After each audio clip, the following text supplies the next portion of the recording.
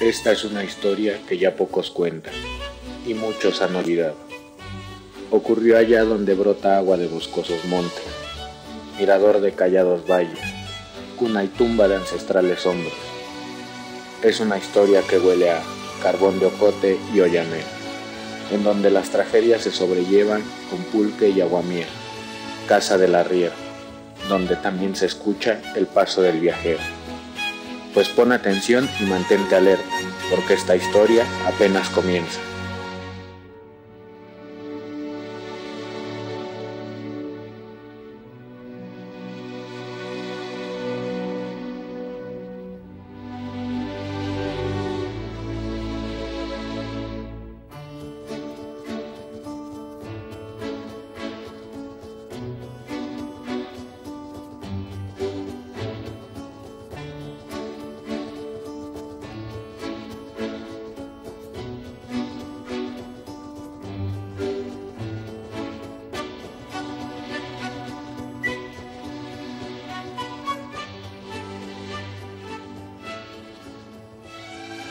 Y pues bueno, la labor que venimos realizando con este gran equipo es básicamente a través de un trabajo de campo y las investigaciones de algunos autores, descubrir aquellos elementos que forman parte de la identidad colectiva y la memoria de San Pedro Atlapulco, esta gran comunidad. La labor que hemos realizado no hubiese sido posible sin la ayuda del señor Alfredo y el señor Antonio, quienes a través de sus memorias nos ayudaron a comprender muchos aspectos de la vida comunal que se vive al interior. Por otra parte, pues también mis más sinceros agradecimientos al equipo de arquitectos e ingenieros que, pues bueno, sin su participación tampoco sería posible esta labor. Además de todos los integrantes de la comunidad, quienes también nos auxiliaron en muchos momentos para que esto se llevase a buenos términos. Dentro de la investigación historiográfica que realizamos y las entrevistas, además en el trabajo de campo, nos pudimos dar cuenta que hay muchos elementos que juegan el papel que la historia ha tenido en San Pedro Atlapulco. Por ejemplo, los asentamientos humanos más antiguos que hallamos en la zona se atribuyen a la cultura teotihuacana. La fundación del pueblo siempre se ha atribuido a la influencia otomí.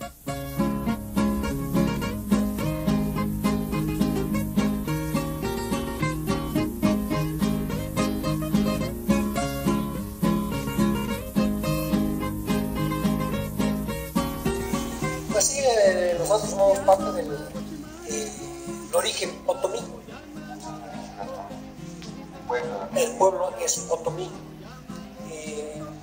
Ya saben que pues la región otomí llega todo lo que es el estado de Hidalgo, hasta aquí a Jaratlaco y todas las partes, los pueblos ribereños, es el pueblo, es el dialecto otomí. Hay otros dialectos, por ejemplo, Matlacinca y otros más. ¿Se hablan aquí en la...? Se habló en la se hablan en la... Entonces, la fundación de nuestro pueblo, podemos decir que con los documentos o los escritos más antiguos escritos, datan de 1442.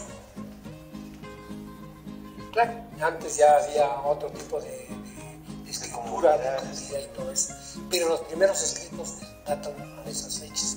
Aunque los hallazgos arqueológicos nos indican que hacia el 300 después de Cristo, la región fue habitada por la cultura teotihuacana.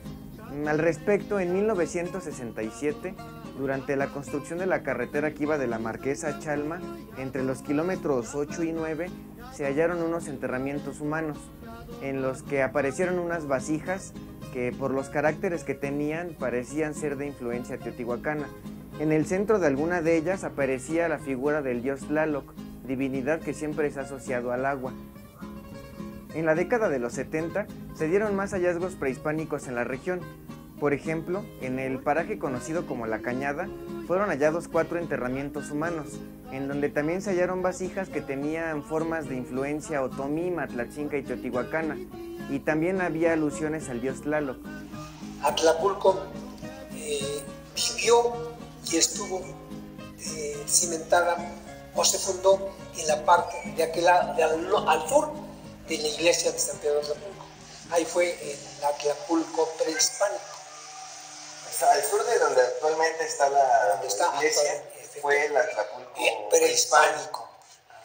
A consecuencia de unos torrenciales de agua que duró varios días y que los cerros se almacenaron con tantísimo líquido que fueron los diques naturales, y de momento que pues se rompió, pasó a llevarse lo que fue el pueblo de Atlapulco, el prehispánico.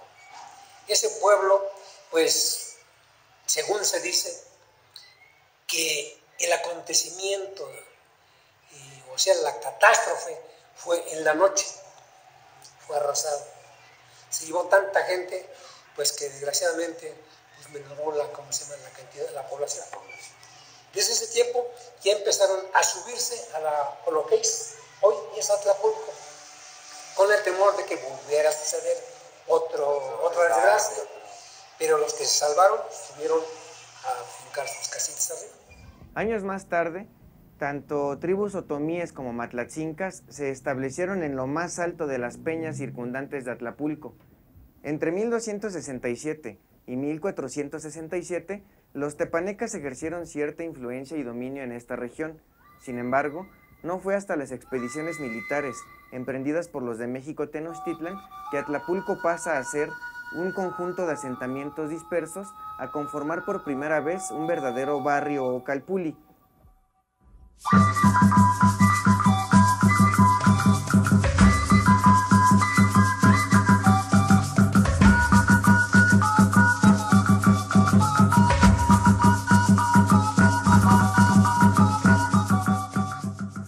Axayácatl, sexto tlatoani mexica, quien gobernó entre 1468 y 1481, fue quien llevó a cabo importantes expediciones en la región del Alto Lerma, puesto que ordenó que en lo más alto de los cerros se estableciesen guardias y vigías, para que desde estos puntos se facilitase la sujeción de las provincias tributantes. Se cuenta que fue el mismo Axayácatl quien mandó delimitar el territorio que a partir de entonces ocuparía Atlapulco, pues lo que ocurrió fue que algunos habitantes que aún estaban dispersos en las lomas pidieron concesión de habitar las tierras que habían sido anteriormente devastadas por los cataclismos naturales, a lo que Axayácatl dio visto bueno, tomando la parte oriental de Atlapulco como encomienda personal. Axayácatl heredaría esta encomienda a sus hijos. Al parecer para estos años, la población de Atlapulco ya había tenido varios reacomodos derivado de las catástrofes naturales, teniendo como morada final la región donde hoy se encuentra el núcleo urbano. En la actualidad, una calle del pueblo lleva el nombre de familia Sayacatzin en recuerdo de aquella estancia prehispánica. Durante el dominio azteca, la población de Atlapulco tributaba tea, que servía para alumbrar la noche. También tributaba carbón y algunos textiles.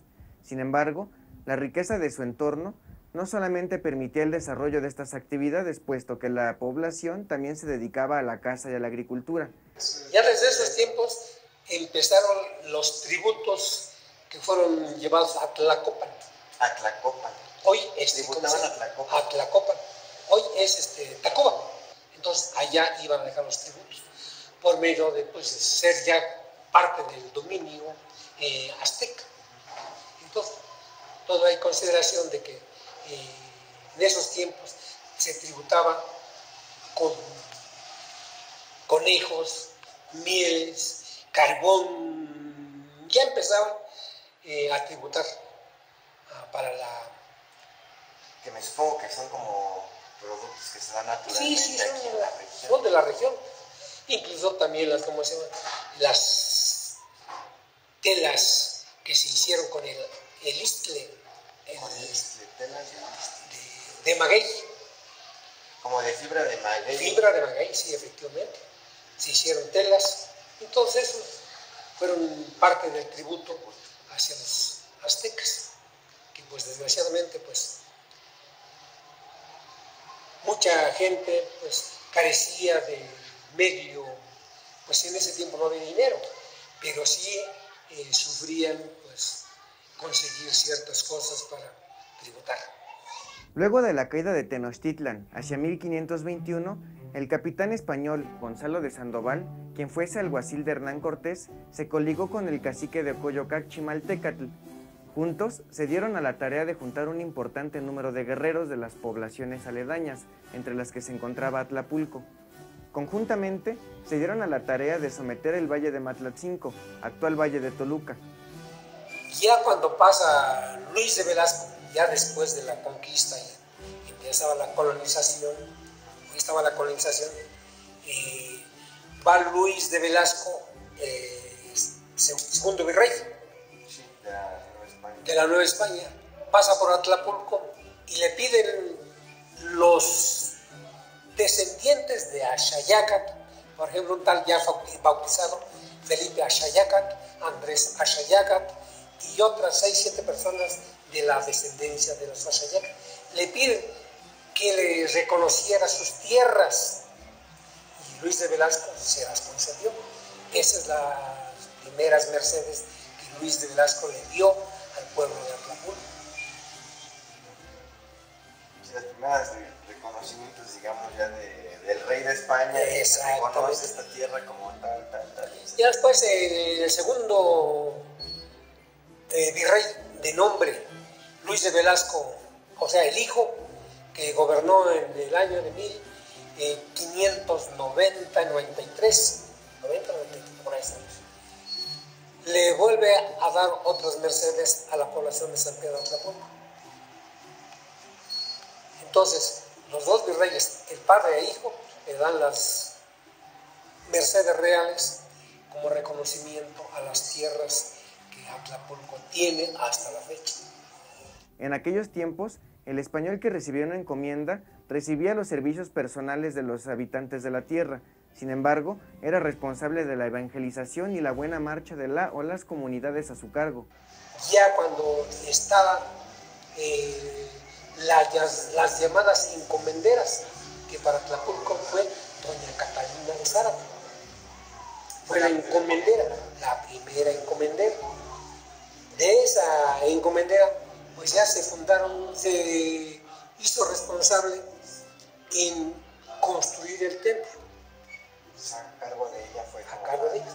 Pero sucede una cosa, estando los franciscanos desde que llegaron a la Nueva España, y tal vez antes, porque estuvieron otros frailes antes de la llegada de la religión oficial, llegaron antes, que esos muy pocos se les da el crédito, la mención, casi no, lo que mención es a los demás frailes.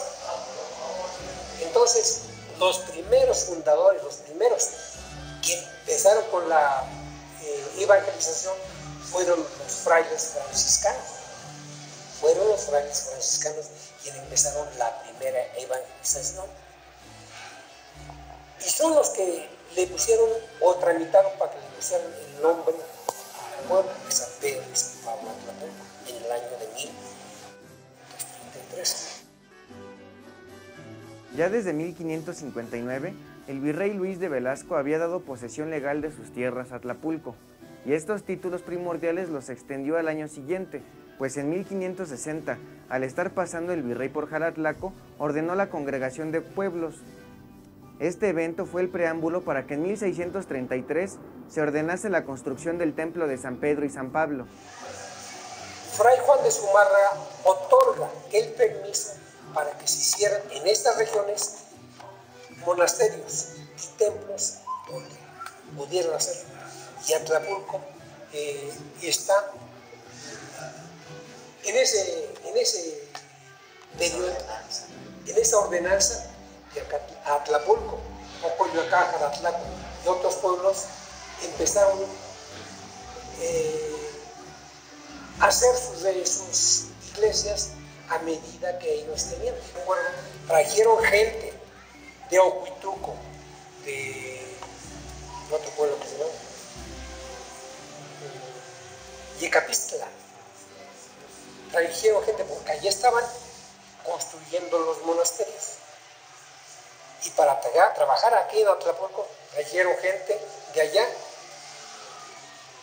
albañiles, canteros, peones, para trabajar la iglesia de Atlapulco. Eso fue por encomienda de la encomendera Catilina de Sarta. En otros tiempos tenía también el sagrario de la iglesia que está a un lado, está exclusivamente. Está el símbolo de los agustinos. Si vio un corazoncito, ese es el símbolo de los agustinos.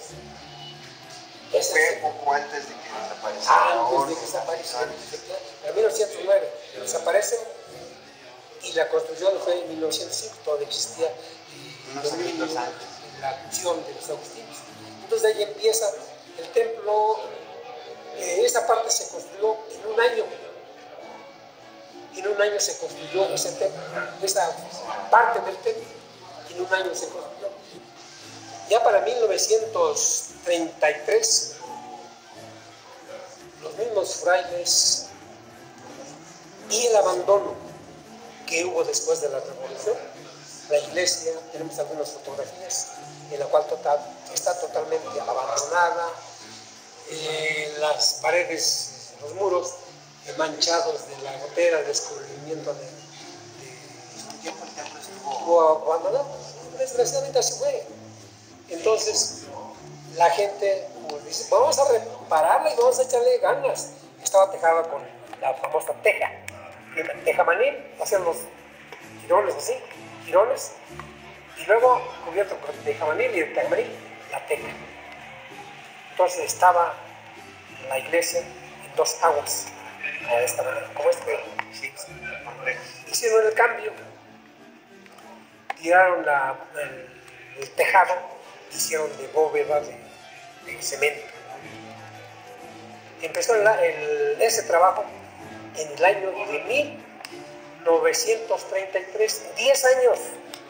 Lo que me comentaba. Se hizo, en esos 10 años, fue un equipo de personas bien decididas a trabajar 10 años. Se trabajó 10 años. Se trabajó la bóveda del templo, las cúpulas, la cúpula del templo. Se hicieron. Cómo carreaban el cemento, cómo acarreaban la varilla, pues Atlapulco con su gente y tal vez algunos así sin animales o su propia espalda, se venían a traer la varilla de aquí de la cima, hasta por aquí, llevarla hasta Atlapulco. Toneladas y toneladas de varilla. Y tocante a las religiones, podemos decir que de los tiempos prehispánicos, Atlapulco ya tenía sus propios dioses, de acuerdo también a lo que se tenía, ¿cómo se llama? En la gran Tenochtitlán, Huitzilopochtli y toda la descendencia de dioses. También Atlapulco tenía como principal a la diosa Xilomi, la diosa del maíz tierno. A partir de la llegada de los españoles, ya le dan el nombre católico religioso de Curato. Fueron 30 y tantos años, 40 y tantos años de Curato. Ya vino el siguiente paso, que podemos decir que Atlapulco, ya en el año de 1600, Coyoacán se hace parroquia. En el año de 1871, Atlapulco alcanza el grado de vicaría fija. Ya para 1902, Atlapulco alcanza el grado de ser parroquia.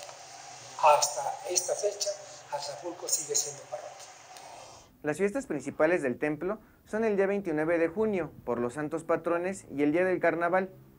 Además de la implantación del culto católico, durante estos años, Atlapulco también se comenzó a posicionar como un importante centro de producción de carbón, pues al establecerse la Real Casa de Moneda de México en 1535, dicha institución requirió de un importante abastecimiento de carbón, el cual utilizaban como combustible para fundir los metales con los que fabricaban las monedas, que básicamente eran el dinero circundante en el país.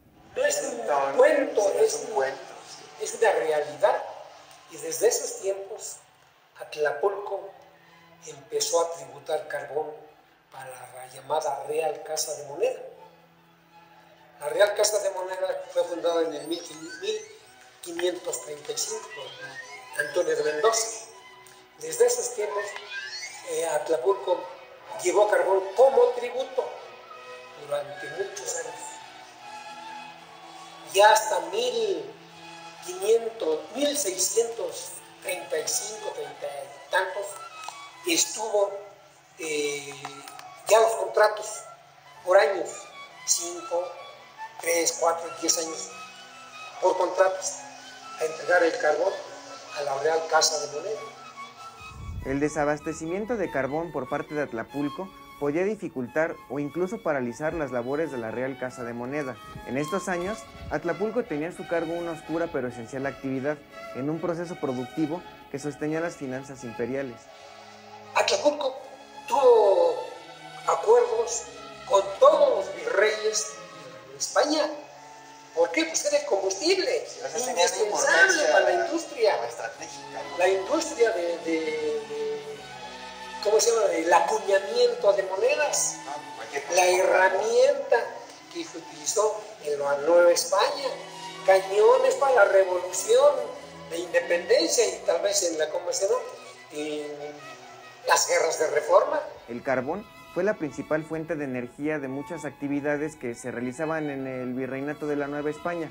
Si bien la riqueza natural del entorno brindaba grandes ventajas y beneficios a los pobladores de Atlapulco, desgraciadamente fue esta misma riqueza la que despertó el anhelo y la codicia de otros. Francisco de Borja, un jesuita, Francisco de Borja, se llevó las aguas de un lugar que le conocemos como Cañada Honda, que llevaron el agua para Miscuac, porque dice el expediente claramente, coadyuvaron la gente de Atlapulco con el fraile Francisco de Borja.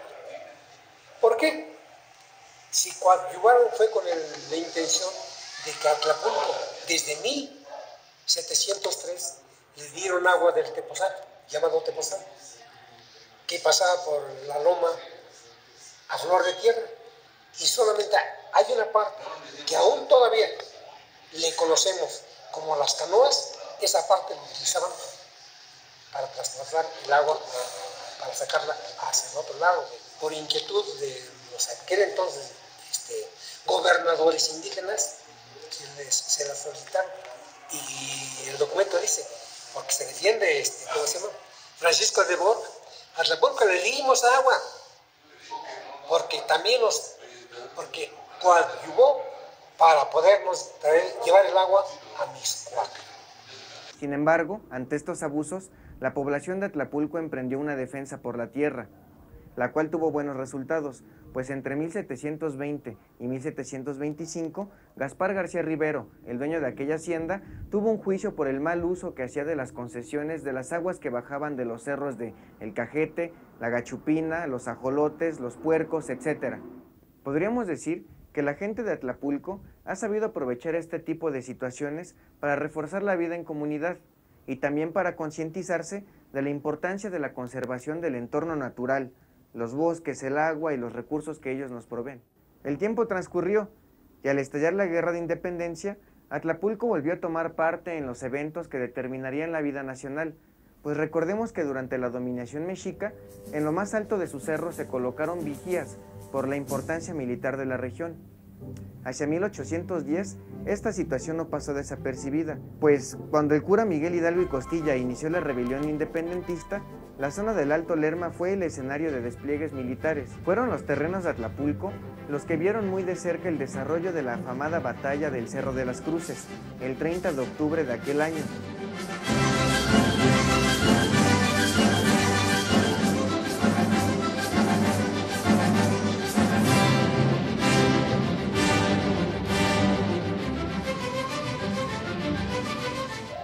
Pero la batalla no fue escondida, sino fue campo libre, campo despejado. Claramente nos dice que Trujillo se fue rumbo a Ixtlahuaca para explorar esa zona de allá y captó que vienen los insurgentes. Y ahí se vino para Lerma. De Lerma los venían persiguiendo y se vino para acá, a esta zona. Mientras la otra parte venía Hidalgo por este lado. Y aquí fue la batalla. En la Marquesa hay un acto novelístico que se rememora fue la batalla de Monte de las Cruces, como dice Alfredo. No pelearon ahí en el bosque, pelearon en esta parte donde venían de ahí abajo, de Lerma. Se atravesaron por acá y la batalla se dio en esta zona porque supongo que no traía nada más 50 hombres, traía muchos. No, sí, pues había varios cientos. Entonces, toda esta zona es lugar propio, digamos, para la lucha de la montaña. Todos estos valles, pero a partir de aquí, los historiadores lo reconsideró Miguel Hidalgo y retrocedió. Nada más llegó hasta ahí. O más allá, pero no llegó hasta la ciudad de México.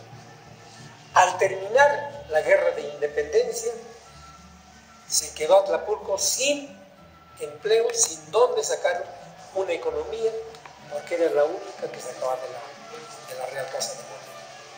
Ahí fue un cambio para Atlapulco. Se dedicaron ya más profundamente al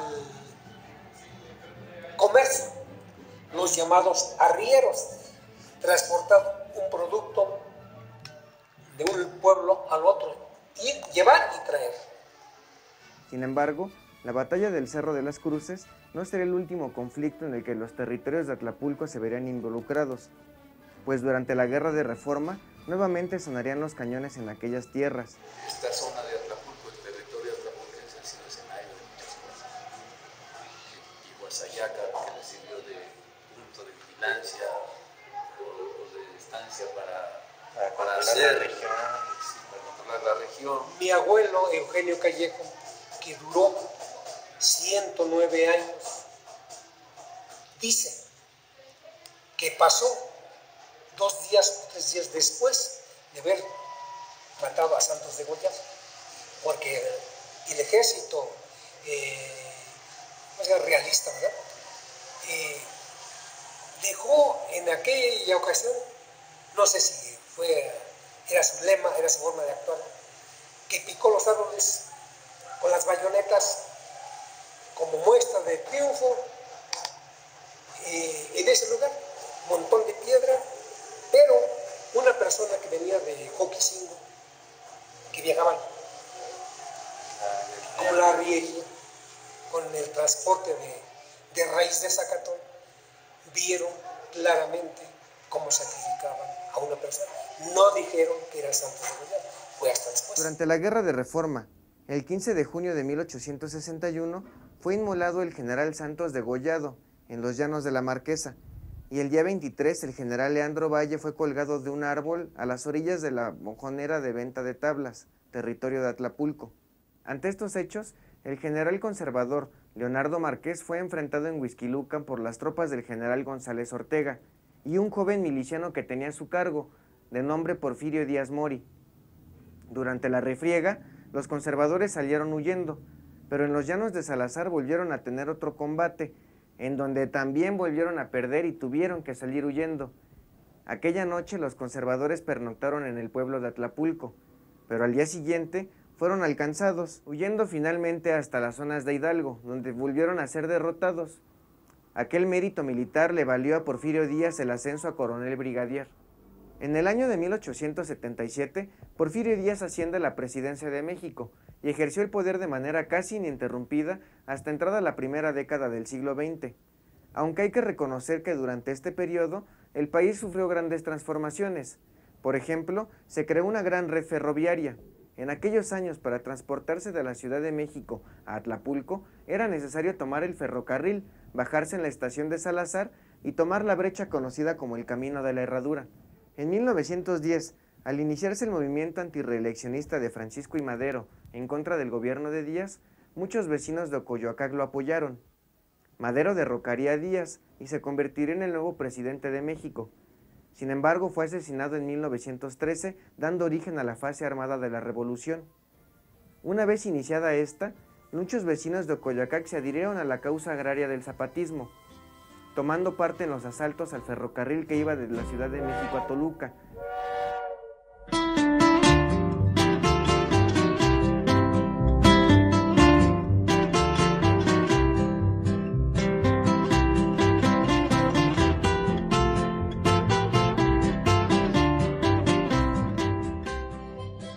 Las tropas zapatistas tenían cuarteles y destacamentos en algunas partes como eran la hacienda de Jajalpa, Los Chirinos, Río Hondito, Atlapulco, La Marquesa y Las Cruces. Se dice que algunos líderes zapatistas originarios de Atlapulco fueron los revolucionarios Emilio Sandoval, Santos Rosales, el rebelde, y Julián Peña, el general, además de Luis Peña, que combatió en las filas del carrancismo.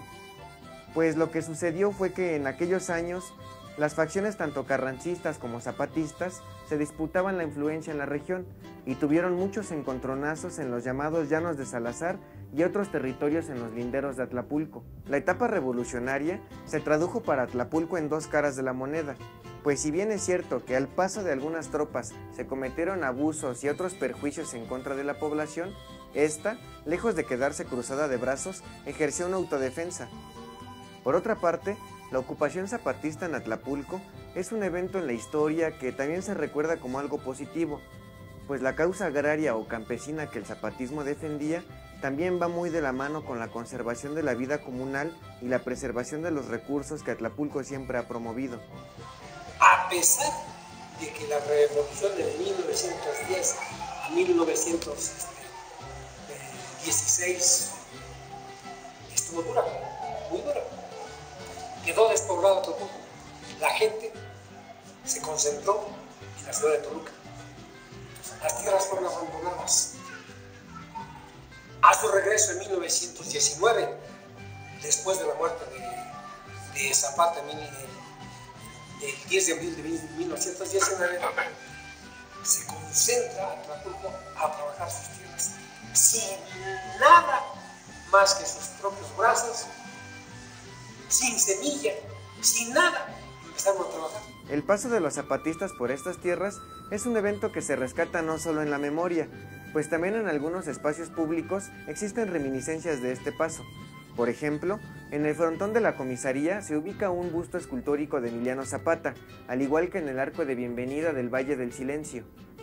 Los planteamientos que el zapatismo promulgó como parte de la solución a los problemas o necesidades de la masa campesina o de las comunidades ancestrales se dieron años después, principalmente durante el gobierno presidencial de Lázaro Cárdenas, que fue de 1934 a 1940. Cárdenas decretó las tierras de la Marquesa como el Parque Nacional Insurgente Miguel Hidalgo y Costilla, y en 1939 se pone fin al añejo conflicto de límites entre las comunidades de San Pedro Atlapulco y San Jerónimo Acazulco, siendo dictaminado dicho decreto a favor de la comunidad de Atlapulco.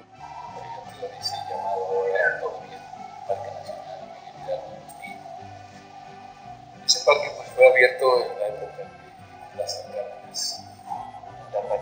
Sí. Entonces, él platicaba que, en una entrevista, pues, él platicaba que él iba, le llaman el cortadero, pues, por Jimalpa, por ahí, llevaba su carga de maíz, o de paja, y él comerciaba junto con otros vecinos de Atlapulco. Dice que en su regreso pues traían el animal con aparejo, la llevamos nosotros aquí el fuste, y pues ahí daban también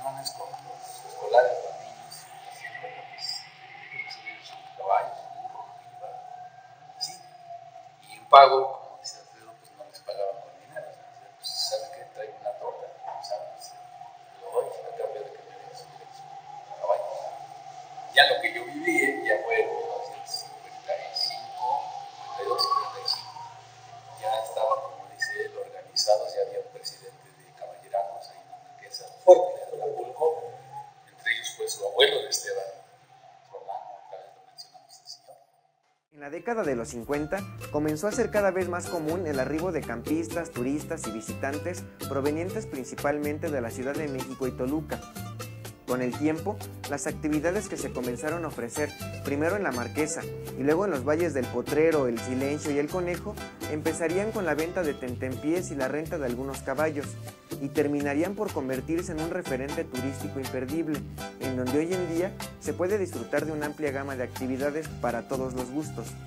Por ejemplo, se puede disfrutar de exquisita comida en algunas de las cabañas restauranteras, montar a caballo por algunos de los senderos, pasear en cuatrimoto, relajarse o más recientemente subir a la tirolesa, traduciéndose para los habitantes de Atlapulco como otra fuente de ingreso y oportunidad de desarrollo.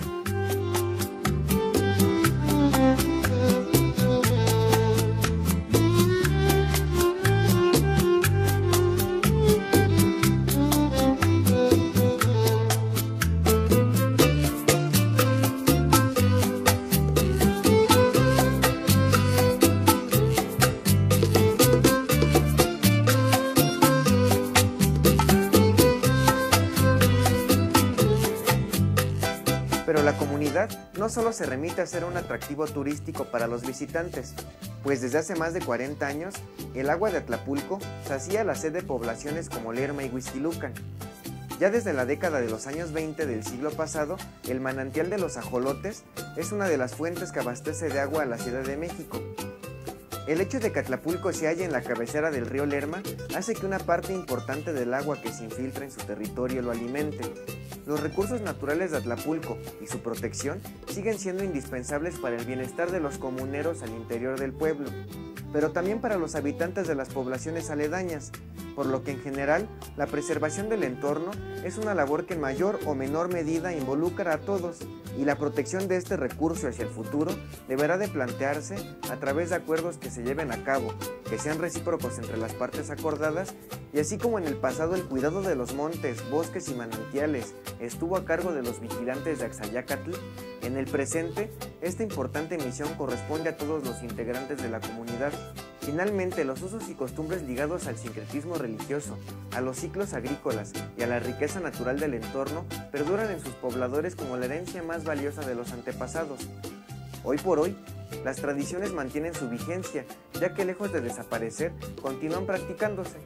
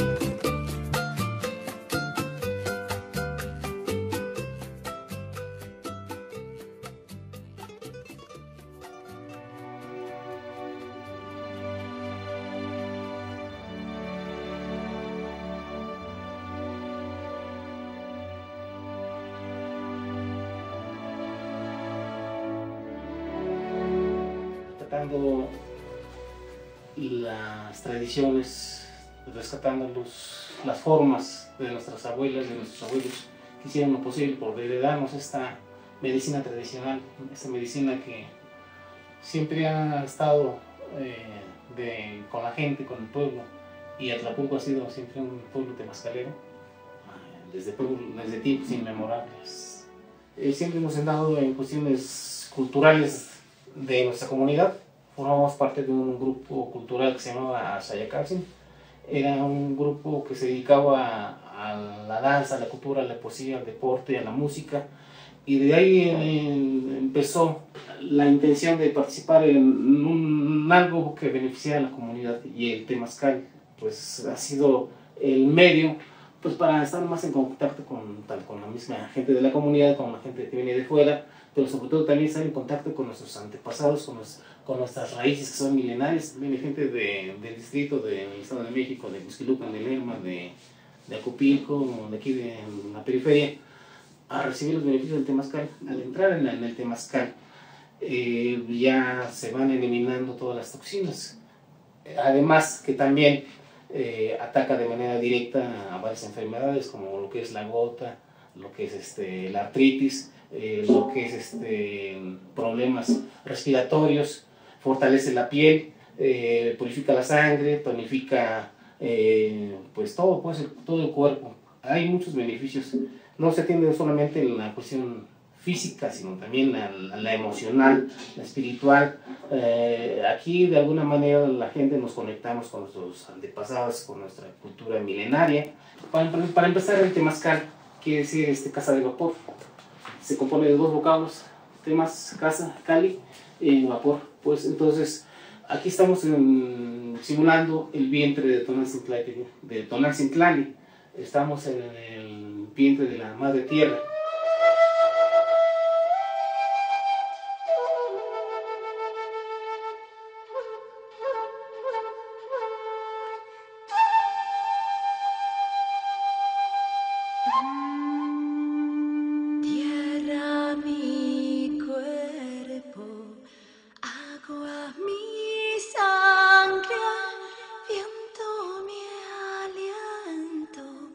Fuego mi espíritu.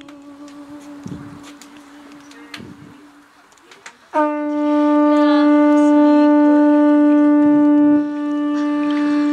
mi sangre, viento mi aliento, fuego mi espíritu.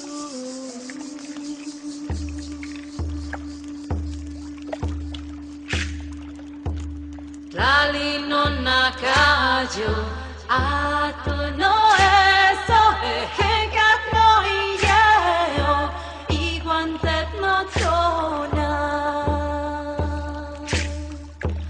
Lali non nakajo, ato no eso, hekat no ieo, iguantet no tona.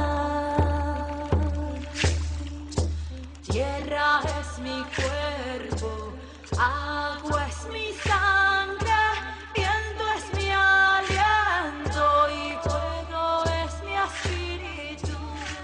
Nosotros en realidad estamos relacionados con nuestra madre tierra.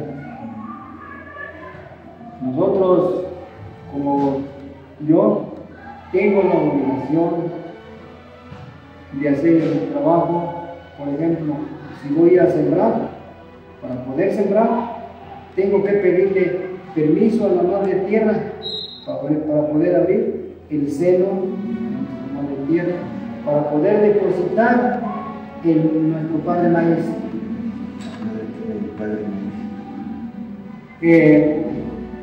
Y se le dice al Señor, dame permiso para poder abrir el seno de nuestra madre tierra para poder depositar nuestro Padre Maíz. Ya una vez terminando el trabajo y terminando el día, se le dice nuevamente, gracias Madrecita Tierra, porque me has permitido poder darme permiso de poder depositar nuestro Padre Maíz. En tus manos las ponemos, en tus manos ponemos nuestro pan de maíz. Tú solamente sabes lo que haces. Y entonces ya no veremos, ya se acabó el trabajo. A partir de otra vez nuevamente en mayo, allí empieza nuestro trabajo temporal. Entonces ya estamos al cuidado de nuestra madre tierra, de nuestro padre maíz, que nuestro padre maíz ya más o menos tiene unos 10 centímetros a 15 centímetros. Hay que estar al pendiente de él, hay que estar al cuidado de él, cuidando nuestra madre tierra, cuidando nuestro padre maíz. Antes de poder entrar en ese manantial, hay que poder pedir permiso. No se penetran nomás así por mis luces. No tengo que meterme ahí en ese lugar. Allí en ese lugar hay alguien que es el dueño del lugar. En cualquier lugar que vaya está el dueño del lugar. Le decían el montero. Ese era el dueño del monte. Porque luego a veces lo oían por ahí chiflando o trozando leña, porque está ahí la persona, decían las personas. Cuando den las 12, no pases, quédate mejor ahí. ¿Por qué? Porque la persona esa está sentada ahí y está comiendo y no quiere que lo molesten. Si pasas esas horas, te puede dar daño, porque no quiere que lo molesten. Eso es lo que pasa. ¿Por qué? Porque estamos relacionados con nuestra madre tierra, con la madre naturaleza. Inclusive me ha llevado lejísimos, para poder llevarme en unos lugares para poder encontrar piezas arqueológicas. Fíjense más, lejísimos. Esos lugares, sí, la verdad, sí no lo he encontrado, no sé ni por dónde sea. Y si eso sí había. Por lo mismo, como les digo nuevamente, vuelvo a repetir, estamos relacionados con nuestra madre tierra. Y pues, ahora costumbres de la comunidad. Aquí pues tenemos muy bonitas costumbres. Por ejemplo, aquí tenemos las festividades de las imágenes. Tenemos una festividad de carnaval que se festeja el Cristo del Calvario. Posteriormente llega la Semana Santa, el mismo Cristo del Calvario. También se le festeja. Y luego llega junio, San Pedro. San Pedro, el patrón del pueblo. Posteriormente, el 6 de agosto, llega San Salvador, Señor de la Caña. También se hacen fiestas grandes. Se hace una fiesta grande. En diciembre se va a San Pedro y San Salvador, al santuario de Chalma. Se va el día 21 y se está allá 8 días. Si viene de allá para acá, el día 27 de diciembre, y allá se la pasa. Ya llega aquí el 28 y aquí lo llevan para acá los encargados, aquí se llaman los mayordomos. Ahí lo velan una noche, posteriormente a otro día se pasa a Casa San Salvador y ahí se vela se está un día y una noche, y hasta el siguiente día se viene para la iglesia para recibir el año nuevo. Y esas son las costumbres que tenemos aquí. Tenemos arrierías danzas que se llaman arrieros. Y esa arriería, pues, son bonitas las piezas, el baile. Créanme que esa danza es muy contagiosa porque da gusto verlos y se da uno ansias de poder bailar. Y es muy bonito. Y estas arrierías que tenemos aquí 2 cuadrillas. Esas arrierías, aquí fue su primera cuna de los arrieros. No hubo otra parte. Más abajo hay arrierías, pero fueron después que los de aquí. Entonces aquí fue como aquí fue la cuna de la arriería. Aquí nació, de aquí nació y de aquí se partió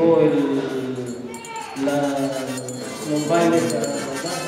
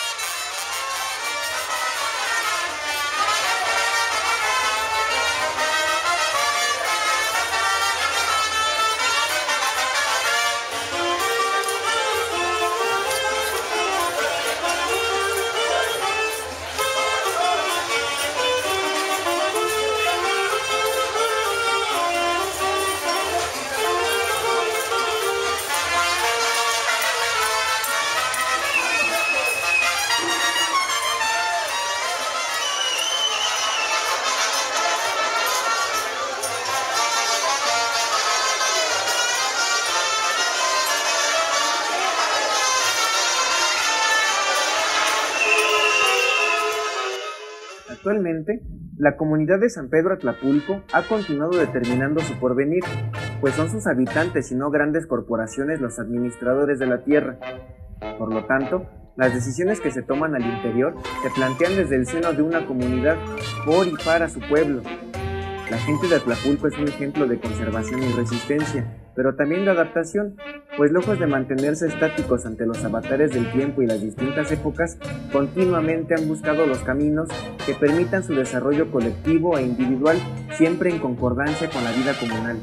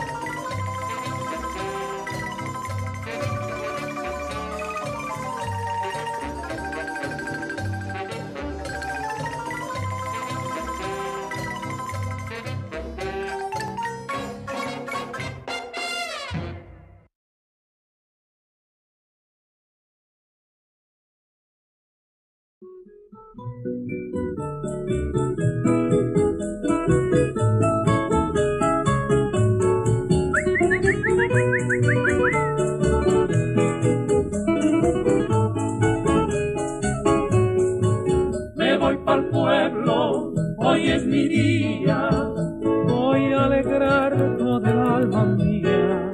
Me voy pa'l pueblo, hoy es mi día, voy a alegrar toda el alma mía.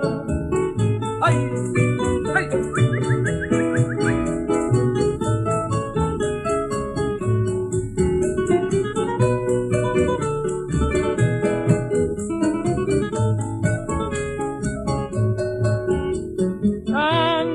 Como yo trabajo y nunca puedo irme al vacío.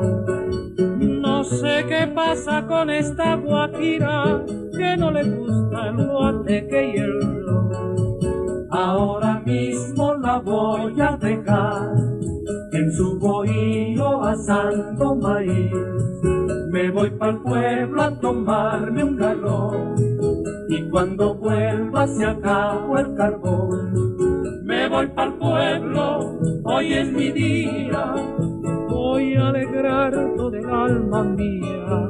Me voy pa'l pueblo, hoy es mi día, voy a alegrar toda el alma mía.